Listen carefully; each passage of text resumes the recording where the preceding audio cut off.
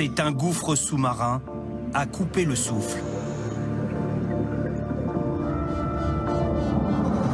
Un trou noir de 35 mètres de large. Une porte d'entrée dans les abysses. Le Dean's Blue Hole est l'une des plus grandes grottes verticales du monde. 202 mètres de profondeur. L'eau est claire, la visibilité étonnante. Protégée par des falaises abruptes, le vent ne l'atteint pas, ni les vagues. Seul un bras de mer le relie à l'Atlantique. C'est le paradis des apnéistes. Contrairement à la pleine mer, c'est assez cloisonné, donc il fait beaucoup plus sombre. Donc forcément, ça nous met encore plus à l'intérieur de nous-mêmes. Et c'est ce qu'on va rechercher à travers l'apnée. C'est un lieu un peu mystique et chamanique. Ça représente un peu le ventre de la mer. Et donc, c'est vraiment un voyage de plonger ici.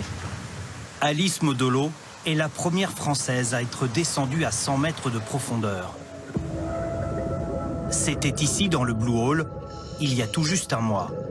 Une performance, un défi aux lois de la nature.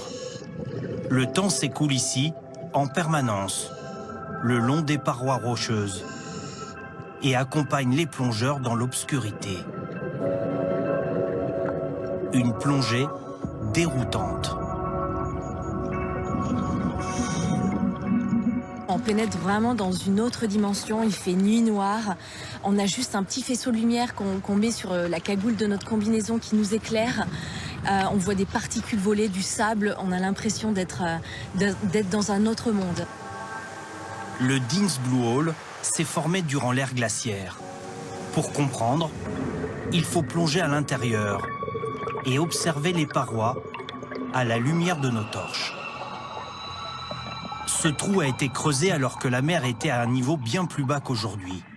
La roche calcaire a été érodée durant 40 millions d'années par le ruissellement de l'eau de pluie, et de nos jours, la mer a tout rempli.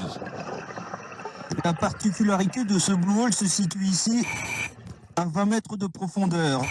Au-dessus, il y a des poissons, de la vie, des coraux. Au-dessous, tout disparaît progressivement dans l'obscurité. Sous mes palmes, un trou noir aussi fascinant que terrifiant. Nous continuons à descendre, et l'obscurité nous envahit. Un tarpon carnivore aux micro-dents acérées traverse le faisceau de nos lampes, puis disparaît. Le fond se situe 150 mètres plus bas. Quelques plongeurs ont essayé d'y aller, un seul a réussi, c'était il y a 30 ans. Il a dit qu'au fond, il y a du sable et quelques morceaux de coraux. Il a récupéré des échantillons pour les analyser. Mais c'est juste la nature dans ce qu'elle offre de mieux. Une nature surprenante et mystérieuse. Le Blue Hole des Bahamas est un lieu naturel où les rêves se mêlent parfois à la réalité.